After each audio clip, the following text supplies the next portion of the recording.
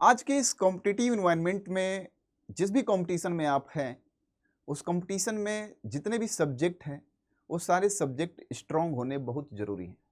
जैसे मैं नीट की बात करूं अगर, तो नीट में हमारे यहाँ फिजिक्स, केमिस्ट्री, बॉटनी और जूलॉजी है। और चारों सब्जेक्ट में आपकी super command in the sense कि नीट 2024 का आपने रिजल्ट देखा होगा, कट ऑफ देखे होंगे। उसको देख के आपको कहीं ऐसा एहसास नहीं होगा कि हमारा कोई एक सब्जेक्ट भी अगर कमज़ोर है तो हम सिलेक्शन पाएंगे। और बहुत सारे बच्चे नीट के, अगर हम हिसाब से बात करें, तो नीट के बच्चों में एक फिजिक्स को लेके डर सा बना रहता है।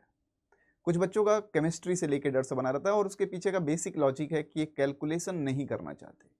कहीं ना कहीं बायो पढ़ने की आदत इनको कैलकुलेशन वाले पार्ट में मिसिंग हो जाने की वजह से कमजोरी महसूस होने लगती है। फिजिक्स सब्जेक्ट है, केमिस्ट्री सब्जेक्ट है, बायोलॉजी भी सब्जेक्ट है, लेकिन तीनों का जो पढ़ने का तरीका है दोस्त, वो अलग होता है। हम बोलते हैं, बचपन से ही बोलते थे कि मैथमेटिक्स अगर पढ़ा जाए, तब कहोगे कि मैथ तो पढ़ेंगे नहीं सर जी। लेकिन मैथमेटिक्स हमारे दिमाग को शार्प बनाता है। कई बच्चे आप में से ऐसे हैं जो कॉन्सेप्ट कॉन्सेप्ट जैसे टीचर बोलता है कि कॉन्सेप्ट क्लियर होगा तो आपके सवाल बन जाएंगे। बहुत सारे बच्चे ऐसे हैं जिनके कॉन्सेप्ट क्लियर हैं, लेकिन उनके सवाल बस इसलिए नहीं बन रहे हैं क्योंकि वो कैलकुलेशन नहीं करना चाहते। अब अगर कोई टीचर आपसे बोले कि कैलकुलेशन सीखो, तो आपको लगेगा नहीं, ये तो कैलकुलेशन सिखाने लगे, पहाड़ा पढ़ाने लगे, भाग दिलाने लगे, तो हम क्लास 6, 5, 4 में किया करते थे। लेकिन अगर आपको कहीं कमजोरी महसूस हो रही हो, तो अब तरीका आपका कोई भी हो, उसको बलवान बनाना आपकी जिम्मेदारी है। उसको स्ट्रॉन्ग करना आपकी जिम्मेदारी है, क्योंकि आपके आंखों में एक ख्वाब है, और ख्वाब है डॉक्टर बनने का, ख्वाब है मेडिकल कॉलेज में पहुंचने का। तो आइए हम देखते हैं कि अगर कोई बच्चा किसी सब्जेक्ट में थोड़ा सा वीकनेस फील कर रहा है, कि थोड़ा सा ये कमजोर है, लचर है इसमें हालत, तो इसके पीछे का बेसिक लॉजिकल रीजन क्या हो सकता है।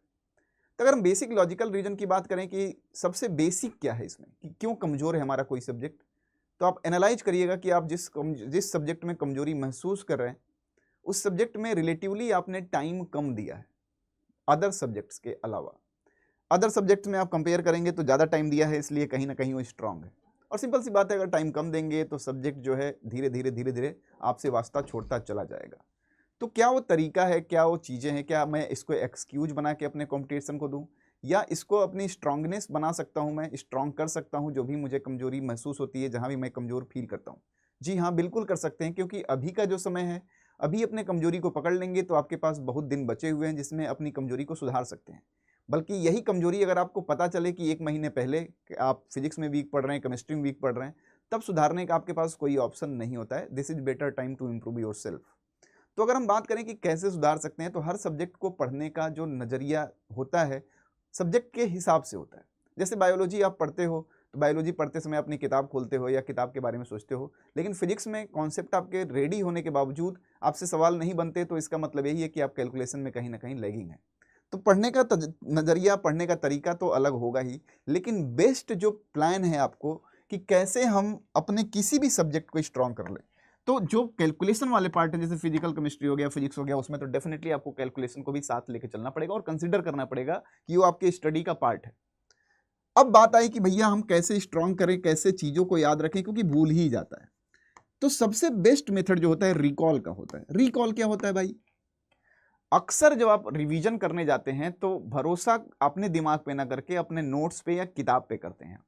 जैसे आज मैंने कोई कॉन्सेप्ट पढ़ाया, आपने एक नोट्स बनाया, उस नोट्स के माध्यम से आप उसे रिवाइज करते हो या तो बुक खोल लेते हो, और जब ऐसा करते हो आप, तो आपको ऐसा महसूस होता है कि मेरा तो सब कुछ तैयार है। जब वही किताब, वही नोट्स बंद होता है और आपके आंखों के सामने क्वेश्चन आता है, तो आपको कॉन्फिडेंस नहीं आता है कि भैया अब इसका अटेम्प्ट क्या करूं मैं सवाल, क्योंकि पूरा कॉन्फिडेंस नहीं आया। एक कॉन्फिडेंस का ना आना बस इस बात को दिखाता है आपने रिवीजन डेफिनेटली किया है लेकिन रिकॉल नहीं किया है। अब रिकॉल क्या होता है और रिवीजन क्या होता है सर जी, जरा बता दो। तो रिकॉल मतलब क्या होता है कि आपने जो पढ़ा है उसको कॉपी किताब बंद करके जब सोचिएगा कि आज आपने क्या पढ़ा, जब आप अपने थॉट प्रोसेस से उसे रिवाइज करने का कोशिश करेंगे, दैट इज कॉल्ड रिकॉल। कि कॉल ऑफ कर रहे हैं कि जो चीज हमने पढ़ा था उसे देखूं कि हमें याद है कि नहीं। और रिवाइज करने का मतलब कि आप उन चीजों को जो आपने लिखा था, नोट किया था, आप उसको देख रहे हैं। तो जब हम कोई चीज सामने देखते हैं तब तो कोई समस्या नहीं है, और हम एग्जामिनेशन में जाएंगे तो ऐसा थोड़ी किताब लेके या नोट्स लेके जाएंगे। हमें तो रिकॉल प्रोसेस पे ध्यान देना होगा ना, क्योंकि नीट के सेंटर पे जब आप बैठे होंगे तो आपके सामने जब सवाल आएगा तो उस कॉन्सेप्ट को आप रिकॉल कर रहे होगे। तो रिकॉलिंग कैपेसिटी आप बढ़ाना आज से स्टार्ट करिए। फिजिक्स पढ़िए, केमिस्ट्री पढ़िए, बायोलॉजी पढ़िए। रिकॉलिंग फिजिक्स केमिस्ट्री के कुछ पार्ट्स में आपका इस्तेमाल नहीं होगा, क्योंकि वहां पे कैलकुलेशन भी चाहिए। ऐसा नहीं कि फॉर्मूला याद है और आप ऐसे बस रिकॉल करके चले आए। फॉर्मूला के साथ साथ आपका कैलकुलेशन बेस्ड होना चाहिए और उसके लिए आपको प्रैक्टिस करती रहनी चाहिए। लेकिन बायोलॉजी की बात करें तो बायोलॉजी में आप रिकॉल प्रोसेस का जरूर इस्तेमाल करें। इससे बायोलॉजी में आपके मार्क्स इंप्रूव होने चालू हो जाएंगे। जो भी कॉन्सेप्ट पढ़ें, जो भी लेक्चर पढ़ें, पहले कॉपी किताब को बंद करके सोचें कि आज के लेक्चर में उन्होंने क्या क्या पढ़ा है। जो भी हेडिंग्स कवर किए गए आपके एनसीईआरटी को, उन हेडिंग्स के अंदर क्या आपने सीखा है, इसको अपने थॉट प्रोसेस से एक बार सोचिए। देखिए धीरे धीरे आप में इंप्रूवमेंट होता चला जाएगा और ये प्रोसेस जो है, ये जो कमजोरी का एक टर्म है, वो आपके जिंदगी से धीरे धीरे खत्म होता चला जाएगा। यही बेस्ट तरीका है, इसको आजमा के जरूर देखें। धन्यवाद।